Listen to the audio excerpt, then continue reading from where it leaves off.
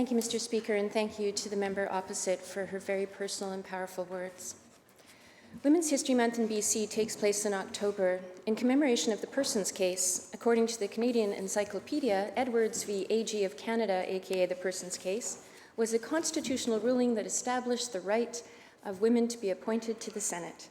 The case was initiated by the famous Five, a group of prominent women activists: Emily Murphy, Henrietta Muir Edwards, Nellie McClung, Louise Crummy McKinney, and Irene Parlby. Never doubt that a small and committed group of people can change history. In fact, it's the only thing that ever has. The Persons case opened the door for every one of the women sitting in this legislature here today. And while we are proud to be a democratic province which has made great strides in equality, we still have much work ahead. People who identify as women, people of color, and Indigenous people still make less money than their white male counterparts. People who identify as women still carry an uneven share of domestic work, including childcare. And although we are making strides in more women graduating than ever from college, there are still more men named John as CEOs than the number of female CEOs in total. And for LGBTQIA folks, the numbers are tougher still. We must continue our work to fight sex and gender-based discrimination, and we must ensure that women's work is valued properly, that jobs that women often do are paid fair wages, and that includes reversing privatization that drove so many women into minimum wage jobs. We must continue to properly fund sexual assault centers and support women leaving domestic violence.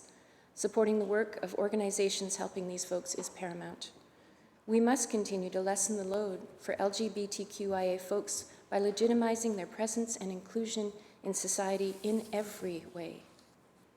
I am proud to be a member of a government caucus whose majority are women, but I also know that we live in a time where rights are slipping backwards, not continuing forward as one might expect.